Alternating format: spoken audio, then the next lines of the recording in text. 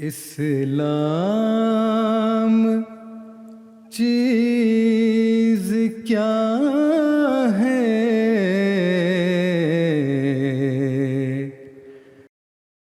Yang saya hormati Amir Jamaah Ahmadiyah Indonesia bersama seluruh pimpinan Jamaah Ahmadiyah Indonesia. Perkenalkan, nama saya Taufik Basari. Saya adalah anggota DPR RI dari Komisi 3 DPR RI.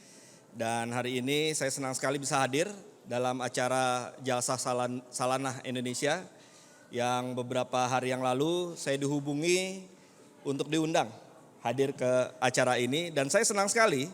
Kenapa? Karena bagi saya ini adalah suatu kehormatan dan sekaligus juga nostalgia. Kenapa saya sebut sebagai nostalgia? Jadi sebelum saya menjadi anggota DPR, saya dulunya mengabdi di LBH, Lembaga Bantuan Hukum Jakarta, dan juga YLBHI, Yayasan Lembaga Bantuan Hukum Indonesia. Dan selama saya mengabdi di LBH, tahun 2000 sampai 2006, dan terakhir saya sebagai Direktur Bantuan Hukum di YLBHI, ya kita di LBH ini termasuk pihak yang selama ini konsisten untuk selalu mengadvokasi ya Jamaah Ahmadiyah Indonesia ya terkait dengan permasalahan-permasalahan yang dihadapi di Indonesia ini. Saya masih ingat betul tahun 2005 ya saya sempat membantu untuk memberikan kampanye internasional ya terkait dengan penyerangan terhadap kampus ini, Kampus Mubarak ya tahun 2005 kalau nggak salah ya. Ya tahun sampai pelangnya disuruh dilepas dan seterusnya, saya masih ingat betul. Saya membantu kampanye internasional karena saat itu saya lagi sekolah di Amerika. Saya membantu untuk menyebarkan beritanya sekaligus juga membuat urgent appeal. Jadi kalau Bapak Ibu sekalian di tahun-tahun tersebut, tahun 2004, 2005, 2006, mungkin dari 2003 juga, itu kalau ada pernah dengar namanya urgent appeal. Jadi urgent appeal itu apa ya kalau di Indonesia kan ya, memohon perhatian, urgent gitulah. Kita meminta perhatian internasional secara urgent akan adanya suatu peristiwa di Indonesia. Nah waktu itu saya selain di LBH juga diminta untuk menjadi perwakilan Asian Human Rights Commission di Indonesia. Nah kalau ada urgent appeal yang dikeluarkan oleh Asian Human Rights Commission atau Komisi HAM-nya Asia yang ada di Hong Kong, itu saya yang mengetik. Dan itulah yang selalu saya lakukan ketika saya masih di LBH. Oleh karena itu ketika saya diundang hadir di sini, saya senang sekali ya karena mudah-mudahan ini juga bagian dari kita kembali menjalin silaturahmi antara saya selaku pribadi, sekarang sudah tidak LBH lagi, sekarang sebagai anggota DPR dengan Jamaah Ahmadiyah Indonesia. Dan terakhir saya juga sempat membantu untuk juga menyuarakan soal peristiwa yang terjadi di Sintang di Kalimantan Barat, termasuk juga mendesak pada pihak kepolisian ya untuk melakukan penegakan hukum, ya, memberikan perlindungan sekaligus juga melakukan penegakan hukum terhadap pihak-pihak yang memang telah melakukan pelanggaran hukum.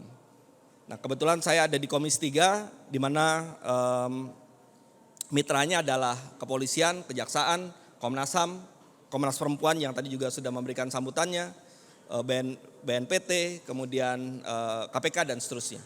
Nah jadi itulah yang selama ini saya lakukan dan insya Allah Bapak Ibu sekalian saya akan tetap komitmen ya dalam rangka untuk menjamin perlindungan hak asasi manusia termasuk menjamin perlindungan kebebasan beragama di Indonesia ya. Saya juga akan selalu mendukung ya agar Jamaah Ahmadiyah Indonesia dapat menjalankan ibadahnya secara bebas ya, dan mendapatkan perlindungan dari negara karena memang negara memiliki tugas dan tanggung jawab untuk melindungi seluruh warga negaranya termasuk dalam hal menjalankan ibadahnya. Nah Bapak Ibu sekalian, terakhir saya juga sempat bertemu dengan Pak Eki ya di suatu acara yaitu acara C4 ya Southeast Asian for Freedom of Religion and Belief ya atau kita kumpulan dari lembaga-lembaga termasuk juga para anggota parlemen di Asia Tenggara yang peduli terhadap kebebasan beragama. Ya. Dan dalam kesempatan itu juga saya sempat menjadi pembicara dan salah satu yang saya sampaikan adalah bagaimana harapan kita terhadap jaminan perlindungan kebebasan beragama di Indonesia. Dalam kesempatan ini saya ingin menyampaikan beberapa hal-hal yang mungkin bisa menjadi informasi sekaligus penyemangat untuk kita semua. Jadi di Komisi 3 baru saja kita menyetujui adanya Kitab Undang-Undang Hukum Pidana yang baru. Ya. Menggantikan Kitab Undang-Undang Hukum Pidana Produk Kolonial yang waktu itu dibuat oleh Belanda, kemudian diadopsi menjadi undang-undang oleh Indonesia, dan kemudian selama Indonesia merdeka sempat ditambahkan, disisipkan beberapa pasal, termasuk juga pasal tentang penodaan agama di dalam KUHP yang lama, ya, yang selama ini selalu menjadi bagian yang kita advokasi di LBH dulu, ya, terkait dengan pihak-pihak yang tidak menghargai kebebasan beragama, kemudian ada upaya-upaya untuk menghambat kebebasan beragama ataupun memiliki suatu kepercayaan yang mungkin berbeda dengan mayoritas pemeluk agama di Indonesia. Nah, kita patut bersyukur Bapak Ibu sekalian, ya, dalam KUHP yang baru terdapat beberapa pembaharuan. Pembaharuan ini mungkin juga bisa disampaikan kepada Bapak Ibu para jamaah Ahmadiyah Indonesia di seluruh Indonesia. Ya. Pertama-tama dalam KUHP baru kita tentu memperbaharui asasnya. Ya. Ada buku 1, ada buku 2. Buku 1 berisi tentang asas-asas dan ketentuan umum. Buku 2 berisi tentang delik. Delik itu adalah rumusan mengenai perbuatan dan sanksinya apa.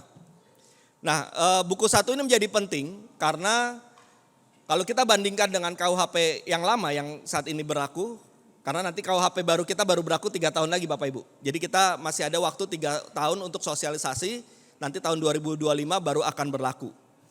Nah jadi KUHP yang lama ini dibuat di akhir abad 19. Ya dari akhir abad 19 sampai sekarang tentu banyak perkembangan. Ya, termasuk perkembangan asas-asas hukum. Nah, kalau dulu KUHP disusun itu memang untuk menjadikan hukum pidana ini sebagai upaya untuk membalas ya suatu perbuatan dilakukan kemudian dilakukan pemidanaan untuk membalas terhadap perbuatan yang dilakukan tersebut. Kalau KUHP yang baru kita lebih maju karena ada konsep pemidanaan modern yakni kita ingin pemidanaan kita lebih restoratif, korektif dan rehabilitatif. Maksudnya adalah ketika pelakunya dia dipidana maka kita harus mendorong agar si pelaku ini bertobat. Ketika masyarakat ini memahami ada satu kejadian pidana di sekitarnya, maka masyarakat harus mendapatkan hikmah, pelajaran dari peristiwa tersebut untuk ke depan melakukan pencegahan-pencegahan. Nah itulah yang kita muat asas-asas baru di dalam KUHP di buku 1 ini. Nah di buku 2 ada hal yang menarik yang menurut saya penting juga Bapak Ibu para jamaah Ahmadiyah Indonesia untuk mengetahuinya. Dulu kita pernah ada Undang-Undang PNPS tahun 65 tentang penodaan agama yang kemudian disisipkan juga pasal 156A tentang penodaan agama di KUHP yang lama kita ini. Yang selama ini seringkali dikenakan kepada orang-orang yang dianggap berbeda cara beribadahnya, dianggap berbeda punya keyakinannya dengan mayoritas pemeluk agama di Indonesia. Waktu itu kita di LBH sering mengkritik bahwa negara tidak boleh atau negara tidak punya kewenangan apapun untuk menentukan benar atau salahnya keyakinan seseorang. Itu yang pertama. Yang kedua, keyakinan seseorang itu tidak dapat dipidana. Apa yang ada di kepala kita, apa yang ada di hati kita, ada di jiwa kita itu tidak bisa dipidana. Siapa yang bisa menentukan kamu salah atau tidak dalam suatu keyakinan? Negara ya, negara tidak bisa melakukan itu. Semua kembali kepada diri kita masing-masing. Kita mau punya keyakinan apa, kembali kepada diri kita masing-masing. Ya, itu adalah apa yang kita alami sendiri dan keyakinan kita kepada Tuhan yang menciptakan kita. Nah, namun dengan adanya pasal penodaan agama yang selama ini berlaku di Indonesia, seringkali itu kemudian digunakan ya untuk memidana orang-orang yang punya keyakinan-keyakinan yang berbeda itu tadi. kita punya pengalaman yang cukup panjang ya terhadap praktek kasus-kasus penodaan agama yang dibawa sampai ke persidangan. Nah, belajar dari pengalaman tersebut, maka kita coba berusaha untuk menjadikan KUHP kita itu menjadi KUHP yang tidak lagi menakutkan atau tidak bisa lagi mengancam ya kebebasan beragama. Awalnya masih ada Bapak Ibu. Kebetulan karena saya termasuk orang yang sangat concern terhadap kebebasan beragama, kemudian saya berkomunikasi dengan pemerintah melalui Pak Wamen, Wakil Menteri Profesor Edi dari UGM beliau.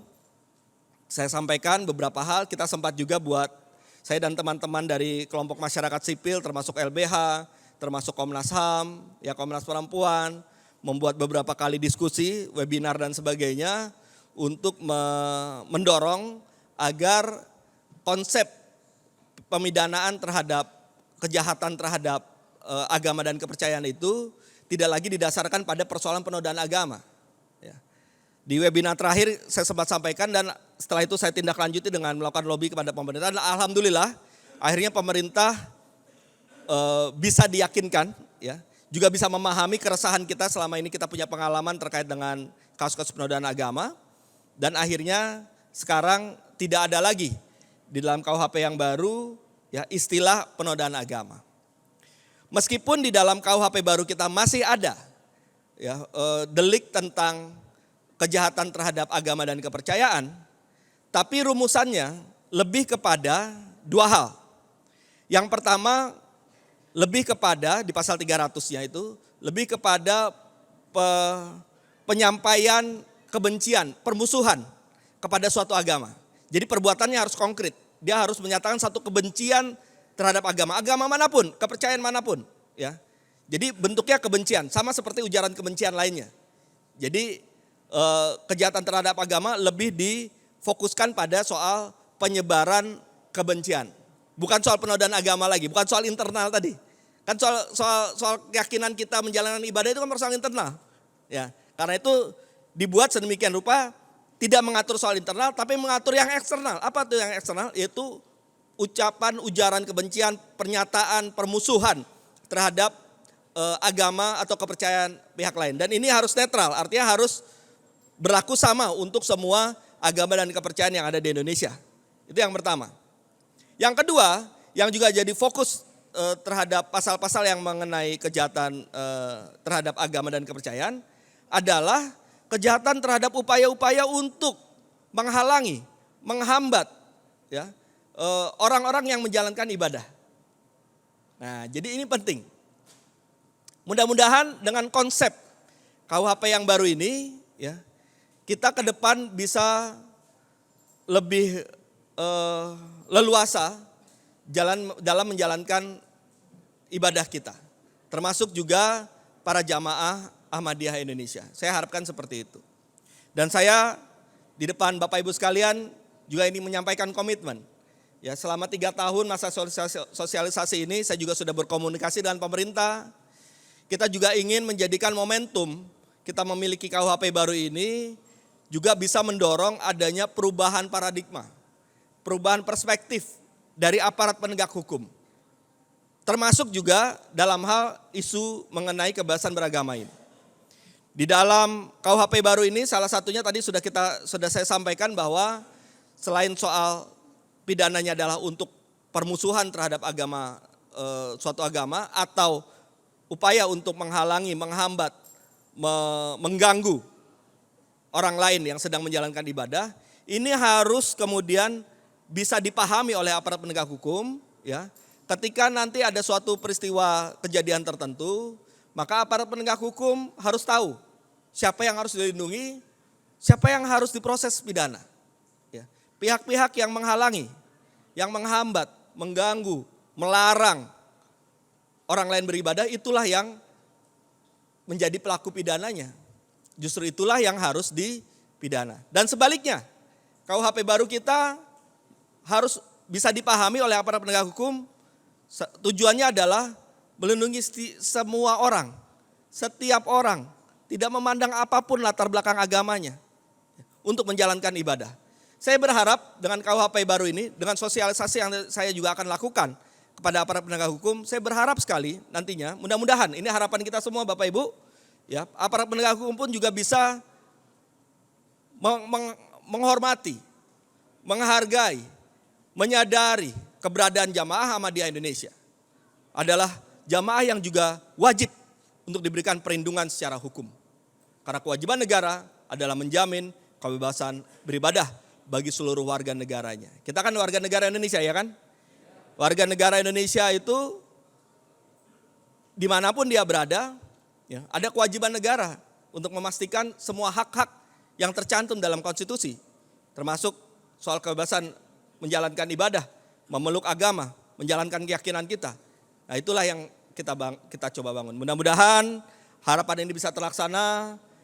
Ya, mudah-mudahan negara kita bisa menjadi lebih baik lagi dalam hukumnya, dan tentunya juga butuh bantuan dari Bapak Ibu sekalian. Ya, saya punya harapan, ya, para Bapak Ibu sekalian, para jamaah Ahmadiyah Indonesia juga bisa terus berkiprah di tengah-tengah masyarakat, ya, menunjukkan prestasinya, menempatkan diri sebagai orang-orang yang sangat terbuka, yang bisa berkomunikasi dengan segala pihak.